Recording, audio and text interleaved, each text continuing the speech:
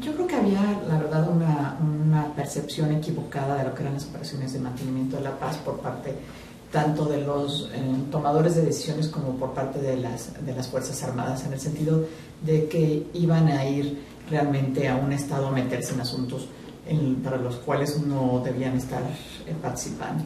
Y también era pues llevar al extremo el principio de una intervención en el que no nos metemos en los asuntos de otros estados, porque en un momento dado podría haber la idea de que si en México hubiera una situación similar, entonces estaríamos en posición de que intervinieran fuerzas de Naciones Unidas. Yo creo que básicamente era una percepción equivocada de lo que eran las operaciones de mantenimiento de la paz. Era muy curioso que México, pagando un porcentaje muy alto de su cuota a Naciones Unidas a operaciones de mantenimiento de la paz, no participara en ellas. ¿Y por qué podría ser eso llamar la atención? Uno, porque bueno, si las pagas es importante que tú puedas tomar parte en el proceso de toma de decisiones de lo que se va a hacer y participes en lo que están sirviendo.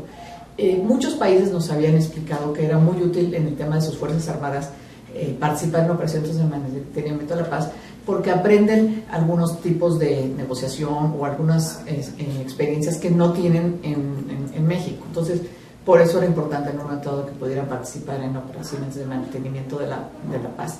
Pero también había un tema de que en algunos momentos nuestras fuerzas del orden tienen una gran experiencia en temas de desastres naturales, en diferentes temas que eran urgentes que se pudieran atender en otros países, y que la verdad era una manera de demostrar a otros países que México, sus Fuerzas Armadas, son muy capacitadas en muchos temas. Entonces teníamos ciertas contradicciones que sí nuestras Fuerzas Armadas hacían operaciones muy importantes, pero no en ese contexto. Entonces ni estaban financiadas con el presupuesto que ya pagamos a Naciones Unidas, y ni siquiera, digamos, que nos contabilizaban como que las hacíamos. Entonces creo que esto es mantener la congruencia, nos va a permitir ampliar el diálogo en muchas situaciones dentro de Naciones Unidas, podría ayudar a difundir una imagen de México muy diferente en el exterior.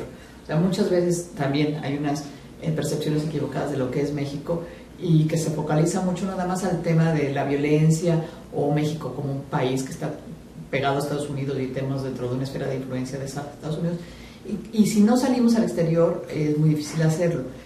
Como ustedes recordarán, yo durante muchos años busqué promover la relación de México con los países africanos, y era difícil convencer a los mexicanos que fueran a hacer negocios o que tuvieran una mayor presencia en África. Yo creo que esta en un momento dado puede ser una presencia positiva, y que ojalá en un momento dado decidamos participar en alguna operación en África. Pero yo les voy a dar un ejemplo. Cuando hubo el tsunami en Indonesia o en Tailandia, ¿se acuerdan que fue un buque mexicano con muchos alimentos, pero sobre todo plantas potabilizadoras, etcétera? Y llegó a H, pues probablemente como 3 meses después de que ya había pasado la peor parte de las consecuencias del tsunami. Y entonces, justo cuando ya nadie estaba prestando atención a la región, llegó un barco mexicano. Si ustedes supieran cómo se recibió y el recuerdo que tienen de México en esas comunidades, más aún creo que es importante señalar que sirve mucho para mostrar una imagen muy positiva de México.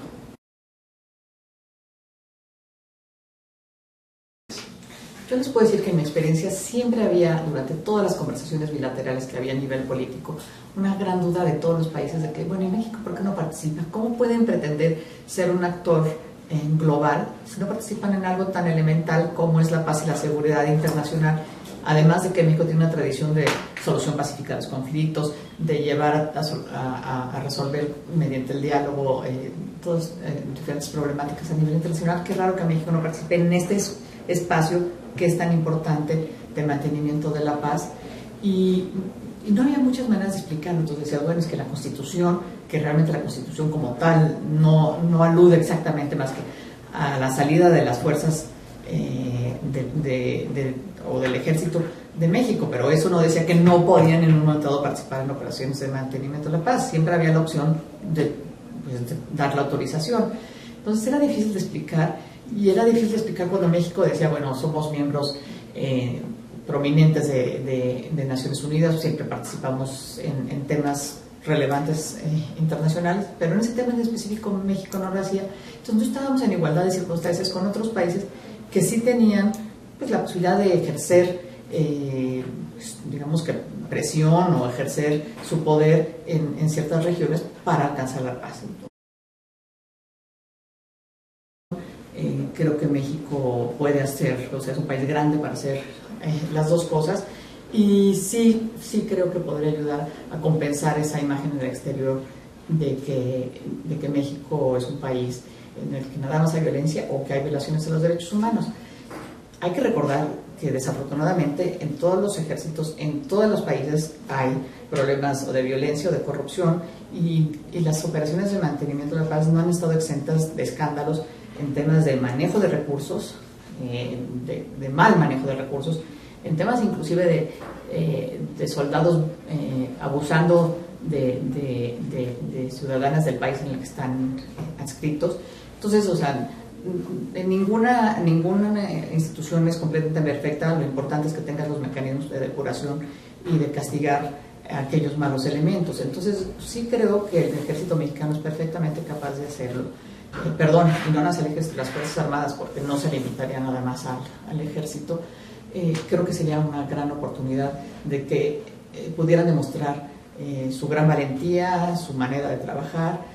Ya lo han hecho, o sea, lo hicieron en Haití, lo han hecho cuando fueron a ayudar en el tsunami, lo hicieron cuando Katrina, y lo hacen en México en cada crisis, en cada desastre natural que hay. ¿Por qué no podrían hacerlo en otras regiones? A mí me gustaría contar la experiencia, que no soy de las personas que mejor la conoce, pero cuando hay que llevar comida a ciertas áreas que están en medio de un desastre natural. El ejército tiene unas de estas cocinas macroindustriales que pueden producir de entre 3.000 y 5.000 comidas al día.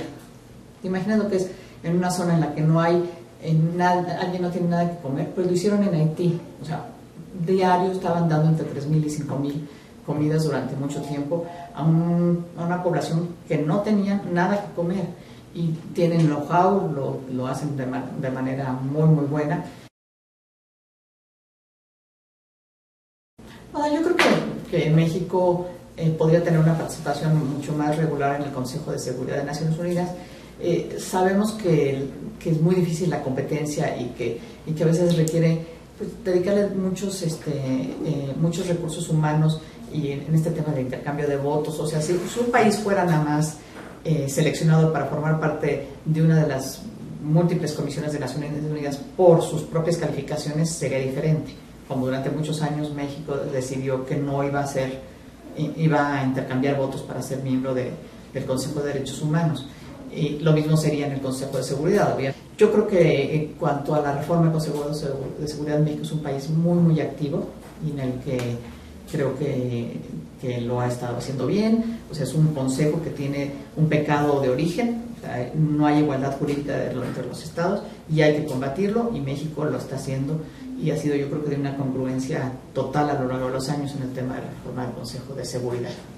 Obviamente, a mí me parece que tiene una participación muy activa en muchos temas. A mí, por supuesto, por mis intereses personales y profesionales, me gusta mucho que participe en actividades más de carácter humanitario, que participara más en temas de UNICEF, más de protección a mujeres y niños, trata de personas, lucha contra el crimen organizado, que lo hace, pero que tengamos una voz, o sea, más firme, más fuerte y congruente entre todas las diferentes áreas de Naciones Unidas, que muchas veces es difícil, porque igual se tratan temas en Viena, igual se tratan temas en Nueva York, igual se tratan temas en Roma.